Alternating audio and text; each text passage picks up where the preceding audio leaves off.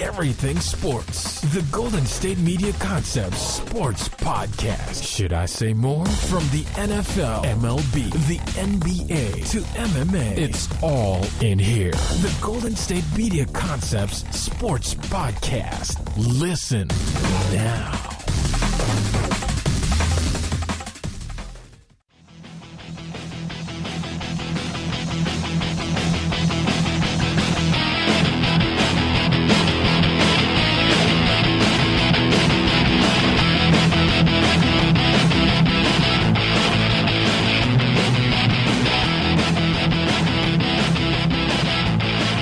All right, thank you for tuning in to the GSMC Sports Podcast.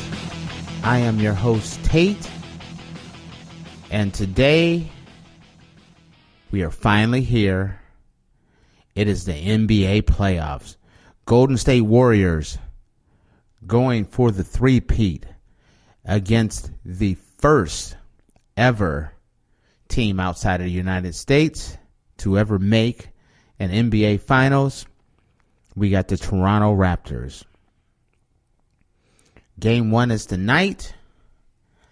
And the first thing that I noticed about this was how it became one of those things where Canada had really just gotten behind Toronto. And you hear about Drake, and you see Jurassic Park and all the people that are surrounding. And then I saw this survey that was done, and it shocked the crap out of me. Actually, it didn't shock the crap out of me, but it surprised me. It's obvious that Canada is behind Toronto, but there was a survey done, and they polled all 50 states of who do you want to see win the NBA championship. And I was surprised. 47 states out of 50 picked Toronto. So not only does Canada want to see Toronto win, but the United States wants to see Toronto win. So 47 of the 50 states. The only two states that voted for seeing Golden State Warriors win again was California and Nevada, which pretty much everybody in Nevada, they're kind of from California, pretty much. Majority of the people are Californians, or close enough, considering I live in California here. And the one thing that it made me think is, why is Kawhi Leonard even thinking about leaving? They're already in the finals. They have a really great team. And the one thing you get when you play for Toronto is you get the love of an entire country. Canada is going to love Kawhi Leonard forever. He has a chance by winning this championship. Kawhi Leonard could be the king of Canada and the king of the United States, having two countries that back you. That means you are instantly a global icon. You look around, and even when he retires, Canada will still love him. Matter of fact, Vince Carter left Canada, and they still love him. So it is something to think about. Seeing what I'm seeing here, I don't think you can get that anywhere else. Toronto has lost their mind over the Toronto Raptors. Canada has lost their mind over the Toronto Raptors. And it makes for a very interesting series here. Now, when you start diving into the game, and you start thinking, okay, what are the keys to winning this game? And I'm also going to tell you guys who I think is going to win, and I'm going to tell you why. When you think about Golden State's plan is early on is not necessarily to shut down Kawhi. It's going to be to play solid defense on everyone. But if Kawhi gets off, he gets off. They're not going to try to control Kawhi early on. Allow him to do what Kawhi does. But as the game gets late, the big thing that they're going to try to do is try to really press Kawhi in the fourth, where Kawhi is at his most dangerous. Allow him to burn himself out in the first, second, and third quarters. But in the fourth quarter, start pressing him, putting Draymond on him, putting Clay on him, double teaming him, forcing. The game plan is to force the ball out of his hands and force guys like Marc Gasol or Fred VanVleet to beat them, but not let Kawhi beat them in the fourth. They don't care if Kawhi goes off for 40 in the first three quarters, as long as they force that ball out of his hands in the fourth quarter. That is the game plan that Golden State is going to go with. Now, Toronto, their game plan, so I got Houston on the brain because of all the talks about the trades and trading their entire roster off, which we will talk about shortly after this segment here. But in order for Toronto to win, Toronto has to be smart. And that means slow the pace down. No one can beat Golden State by having a shootout. If it's 115 to 120, I'm going to tell you that is a loss. The game plan is to slow the game down, make it a tough, gritty game, playing solid defense. The big thing is to pace Kawhi Leonard. You don't want Kawhi going off and burning himself out like James Harden did, in which you spend so much energy in that first and second, third quarter, but then can't answer the bell in the fourth quarter. And that's exactly what Golden State wants him to do. So being able to slow the pace down, make it a measured pace, make the game a very tough defensive game, cannot give up. I mean, they're going to have to play solid defense. They can't play them the way Toronto played Giannis, where you let him get open for threes, because Golden State is the greatest three-point shooting team in history. If you start pushing them back, but you're not covering that 13, 14, 15, 16-foot shot, Golden State will kill you. Not to mention, the next thing you need to do is, no matter how big of leads you have, you cannot get lax with them. You have to consistently play solid defense. Throughout this whole series, throughout the entire playoffs, Golden State has been behind on a numerous occasion, 10, 15 points down, and they just come back and win because they can close a gap so fast.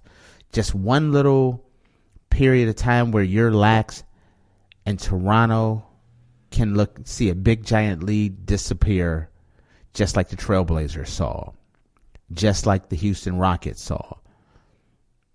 It's about playing consistent, and that's the reason why they have to pace themselves. They got to slow this game down, make it so that it becomes a war of attrition, where they want this game to be 95-98. You want it to be slow. You don't want to be in a run up and down the court type game, because that benefits Golden State. Now, when you think about this, when I started looking at this and I say, who do I think is going to win and why? I look at this game and I am taking Toronto to win the series. And this is the reason why. First off, Golden State has been off. They're actually they've given up home field advantage to Toronto this year. That home field advantage is going to be big. It is going to be crazy. The energy is going to be high. I clearly expect Toronto to win game 1. With that, Boogie Cousins is coming back as well. So Golden State, where they had this rhythm that was working really well for them, now they're going to have to figure out how to work in DeMarcus Cousins. This isn't the regular season. This is one of the tough things that even Steve Kerr was saying. If it was a regular season, game 1, we just put him in there and just say to heck with it. He's playing 20, 25 minutes until we work him in. But this is the NBA Finals. And if you try to force Boogie Cousins into this game, it's going to throw off the rhythm. Next, if Toronto goes up game 1, they figure out they win game 2, now you have a situation where they're going to bring Kevin Durant back.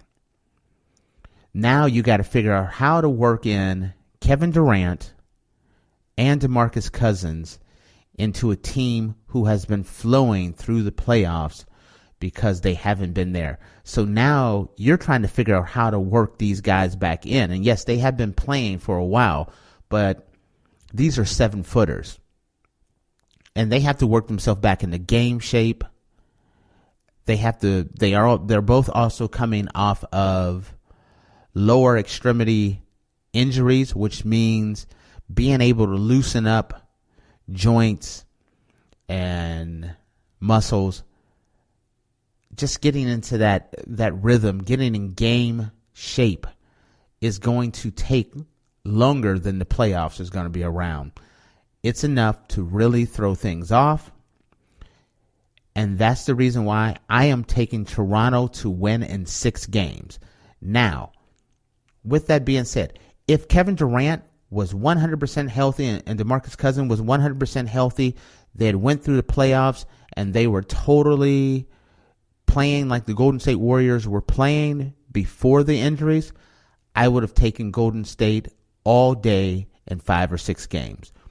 But the fact that you're going to try to introduce 1 to 2 players into this series, I think is going to be a little more than Golden State is going to be able to do. Clay and Steph Curry is not going to have the same openings that that they're used to having, because the whole flow is going to change. It changes differently when Kevin Durant's out there. It changes differently when DeMarcus Cousins is out there. DeMarcus Cousins fills in a lot more in the middle, where Draymond Green likes to cut and drive down to the hole. It takes time. Yes, they're used to playing that way, but it takes time to adjust back to, once you've been playing this way without these guys, to adjust with them. In that adjustment period, that takes it into a situation where you could literally see a situation where they're down 0-2 going back into Oracle in the Bay Area, and Durant comes back, and now you're trying to really force Durant back in. That could get them into a hole. This is the reason why I am taking Toronto Raptors to win in 6, and it is confirmed that DeMarcus Cousins will be playing in tonight's game. I'm very curious to see how much he is going to be playing in this game. But like I said, you heard it here. I got the upset. I got Team Canada, who's going to win. The Toronto Raptors are going to win in 6 games. When we come back, we're going to talk about a team that didn't win it all at all. Matter of fact, it's time to blow the team up. We're going to talk about the Houston Rockets and the fact that Daryl Morey has just made a statement about the fact that the entire team is officially on the clock and available for trade. Stay tuned. We will be back. Are you looking for the very best NFL and college football podcast? Then check out the GSMC Football Podcast. Get the latest football news both on and off the field. From the NFL Draft to trades to the rumor mill to the NFL Combines, they got you covered. That's GSMCpodcast.com/football-podcast. Get updates on college rivalries, game day insights, and much, much more. It's football talk the way you want it. This show eats, sleeps, and breathes football. Don't forget to like them on Facebook and follow them on Twitter. Visit GSMCpodcast.com for more info.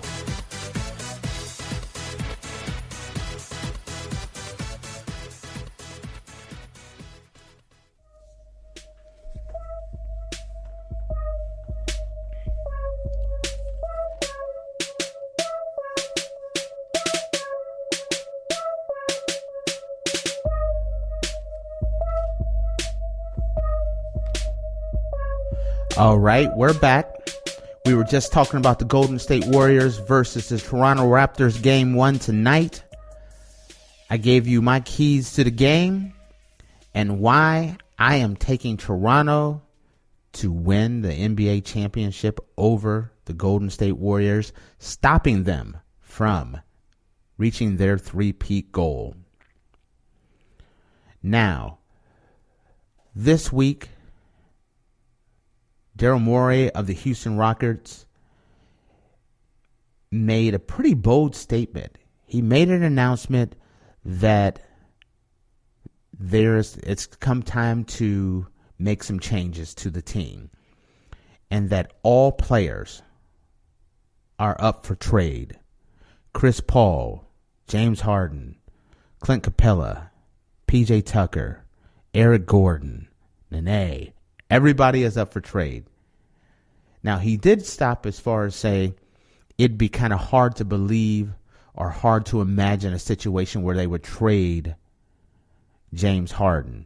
But pretty much everyone else is fair game. And when you start thinking about that and you say, wow, that's a shocker.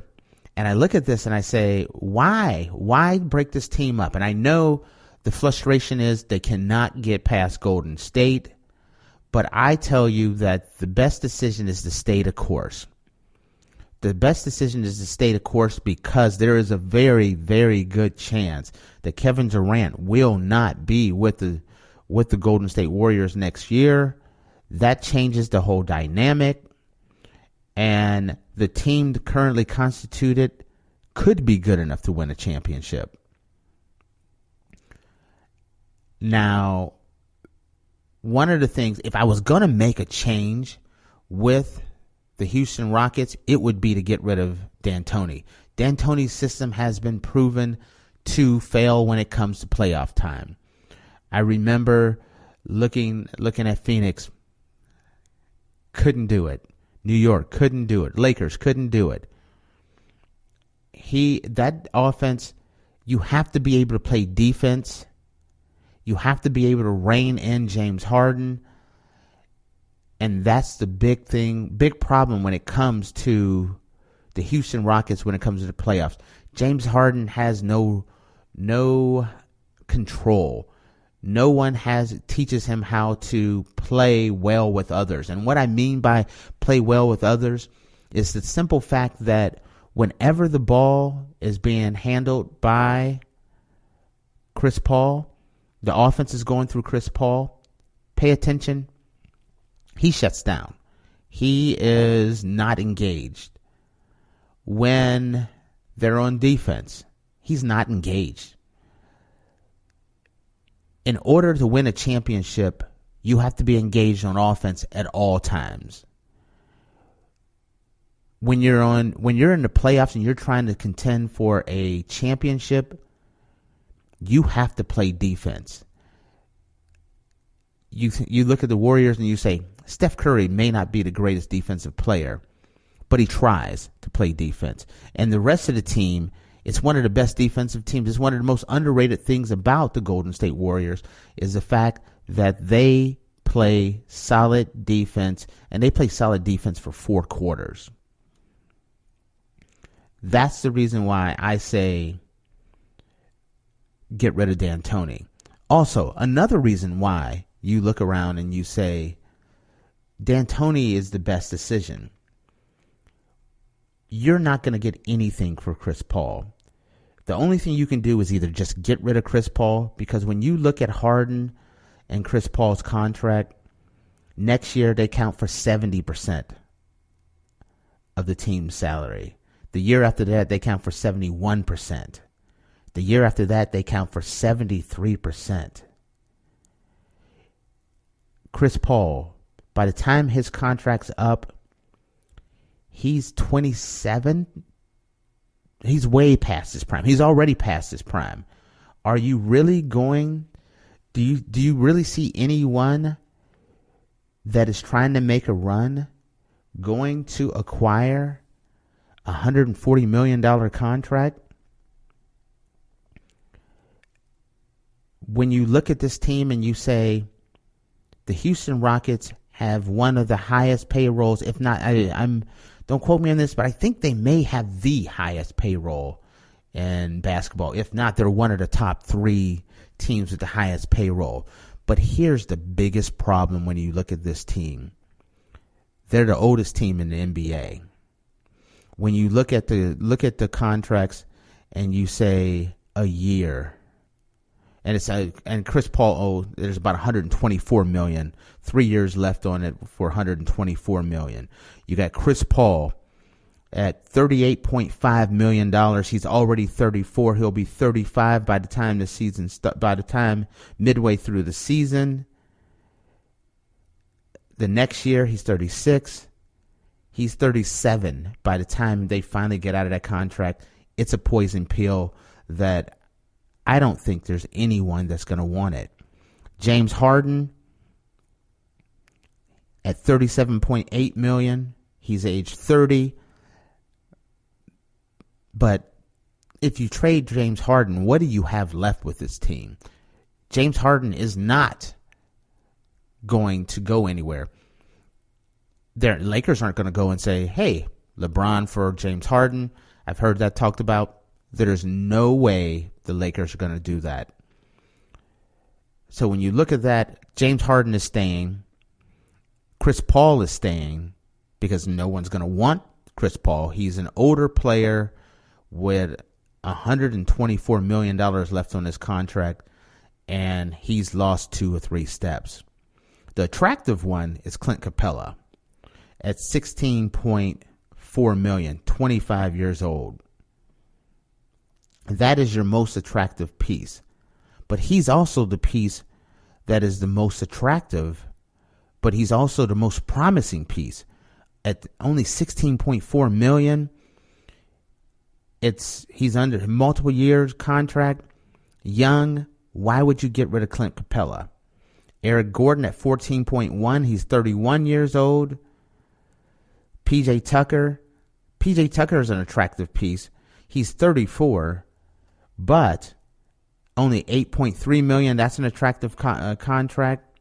Nene is at 3.8. He's 37. And then as far as draft picks go, they don't really have any major draft picks to speak of. How do you break this team up without destroying the team? I feel like any move that you make to redo this team, which is too old and too expensive, just sets yourself up to destroy a potentially championship team. Because without Steph Curry, do you not give the Houston Rockets a shot? Do you not give the Houston Rockets a shot against Toronto Raptors? Because I do. So breaking this team up I think is a bad decision. But you have a situation where Daryl Morey is desperate for a championship, and he is willing to do whatever it takes to get a championship. We're going to take a break. When we come back, I'm going to give you the latest news on Mr. Kyrie Irving. There are some reports out there that Kyrie is getting close to a decision, and there is some smoozing going on, and there is a lot of recruiting going on to bring Kyrie Irving to a team a little bit out west here. Stay tuned. We'll be back. Check out the show that's built on the MMA. From the UFC to extreme cage fighting, they got the fights covered. Check out the GSMC MMA podcast. Get the latest news on past or upcoming fights. Join us as we talk to and about some of the biggest names in the MMA, past, present, and future. When it's the fight game, there's just one show to check out. GSMCpodcast.com/MMA-podcast. Don't forget to like them on Facebook and follow them on Twitter. Visit GSMCpodcast.com for more info.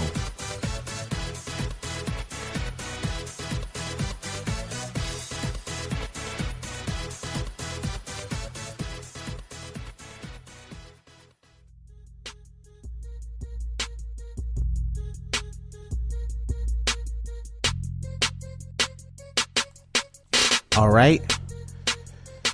In the last segment, we talked about the Houston Rockets and how Daryl Morey has decided that it's time to break the team up, even though they're cash-strapped and the oldest team in the league, and their most attractive piece that they would want to get rid of is Chris Paul, who's too old and too expensive, and James Harden is a piece that would just blow the franchise up if you got rid of him. So they're in a rock and a hard place.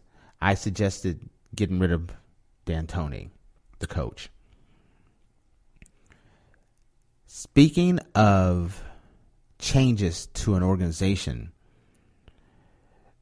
there is a guy who everyone is starting to put the pressure on, and the recruiting pitch has come to Kyrie Irving. Last week, there was reports that LeBron James had dinner with Kyrie Irving.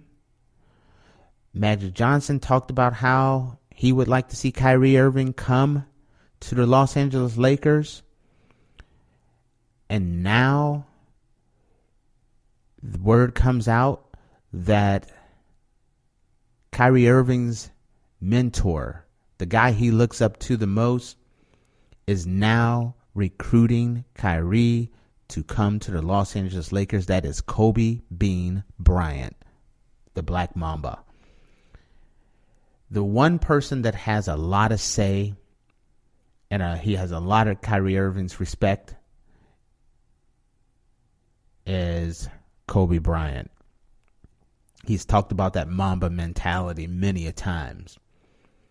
This is a very interesting situation because there are some reports saying that the two front runners are the Brooklyn Nets and the Los Angeles Lakers, and that the Knicks have fallen behind. And it's looking close to those two teams. And if that's the case, if you're looking around and you're saying, what do you want between Brooklyn and the Lakers? Yes, you can say the Lakers have a lot of drama going on, but the Lakers are set to win. Kyrie could go. He can go back and join with LeBron, a person that he knows, a person that he has had a lot of success with, a guy that he has realized that he handled wrong and has contacted him and apologized and misses what he had with LeBron. But this wouldn't be the Cleveland situation because of the fact that the Lakers would have LeBron. They would have Kyrie. But an interesting thing, if Kyrie did go to the Lakers, you would have a situation where right now, when you look at the Lakers, They only have 5 guys on their roster. That's it. They have LeBron James. They have Lonzo Ball. They got Brandon Ingram, Kyle Kuzma, and Josh Hart. Rondo and the rest of the crew are gone. They can go out. If Kyrie came there, they got plenty of room. If they wanted to keep the current team intact, they could go for some and want to surround LeBron with some shooting. You could bring Kyrie in. You can bring Seth Curry, not Steph Curry, but Seth Curry. You could go after a JJ Redick or a Trevor Ariza or a Danny Green, in which you could actually put together a team with Lonzo, Kyrie, Ball, Ingram, Curry, JJ Redick, or Ariza, where you would have the shooting. Kyrie and LeBron would handle the ball. That is a championship team there. Or option 2 is you could package up Ball or Ingram or Kuzma.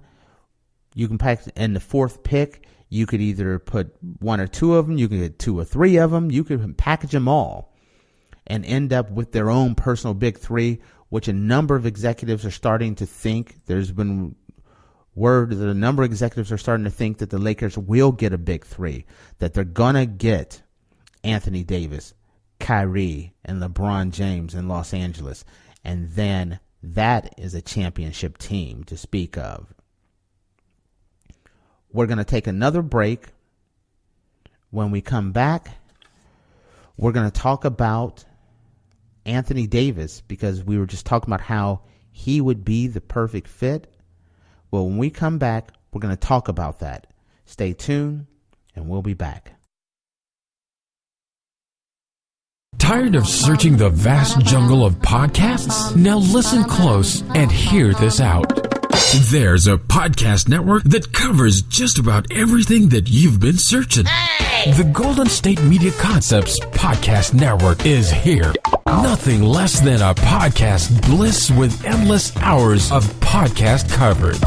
From news, sports, music, fashion, cooking, entertainment, fantasy, football, and so much more. So stop lurking around and go straight out to the Golden State Media Concepts Podcast Network. Guaranteed to fill that podcast itch.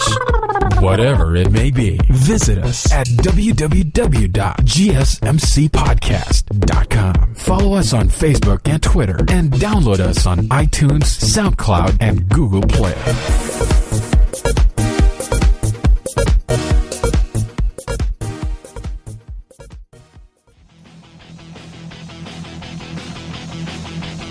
All right, we're back, and we were just talking about Kyrie Irving and how the Lakers have the full court press on Kyrie. Kyrie's had dinner with LeBron James. Words out that Magic wants him to come there to the Lakers. And now Kobe Bean Bryant is now recruiting Kyrie Irving. Kyrie Irving's mentor, the guy he looks up to, Kobe Bryant. And the word is out that pretty much it has been narrowed down to the Brooklyn Nets and the Los Angeles Lakers for where Kyrie wants to go to lend his services. When you think about it and you say, you look at the pieces that they have, if Kyrie went there with LeBron and Kyrie, you could package up a deal that would send LeBron James, Lonzo Ball or Brandon Ingram or Kyle Kuzma or Josh Hart, or all 4 of those guys, minus LeBron, that is, to the New Orleans Pelicans for Anthony Davis. That is a very interesting team. That's a team that could win. And especially with the news that David Griffin, who has been consistently saying that he thinks he can get Anthony Davis to stay. Well, David Griffin met with Anthony Davis, had a nice little meet and greet just to introduce himself with the purpose of showing Anthony Davis that this is not your old New Orleans Pelicans. We got Zion coming, and you and Zion will be this force to reckon with. And how they've really improved their medical staff. It's no longer using a football team's medical staff. The New Orleans Saints, they have their own. How there are all these improvements that's going on. But after the meeting, when you started looking at things, the word got back that they have notified David Griffin that Anthony Davis has not changed his mind. He wants out of New Orleans. This is putting a touchy situation because there's a limited time on how long you can keep this going on. David Griffin wants to have another meeting with Anthony Davis to pitch him on how we want you to stay, what we can do to keep you here, and what we can do to make you this global star with Zion. But it's not working. Anthony Davis wants out. The damage has been done. He has been a star in a little market, and he wants to go to LA or New York. There's talk that Boston is interested in him. New York is talking about packaging up their pick, that third pick, and whatever they can do. But I still tell you, if you take personal feelings aside of what the New Orleans Pelicans or front office feels about the Lakers, the best offer out there is what the Lakers can put together. That fourth pick, and you pick your guy between Hart and Kuzma and Ingram and Ball. That's a team that you could turn things around and really start your franchise going in the right direction. You would have Zion, let's say, and you add those Lakers pieces, and that's a solid rebuilding organization right there. But I feel like David Griffin has this approach that I can wait till the trade deadline to get rid of him. But if you wait till the trade deadline, the offers that are going to be available are going to be significantly less. If Kyrie goes to the Lakers, which I do think he's going to go to the Lakers, if Kyrie goes to the Lakers and it's LeBron and Kyrie and Kuzma and Ingram and Ball's healthy and they're really lighting the world on fire, you could have a situation where all of a sudden those offers that were put out there are no longer there, and you may have to settle on an offer or send him somewhere that he doesn't want to go and end up with a fraction of what you could have gotten, because you could fleece the Lakers right now and get pretty much that entire young core for Anthony Davis. The Lakers want a big three, and they're willing to give up everything to get it. And I think the New Orleans Pelicans should take it. With that, we're gonna wrap things up here because we got the game that's going on tonight. Very looking forward to it, as I have the Toronto Raptors winning this game, game 1. I also have them winning the series in 6 games.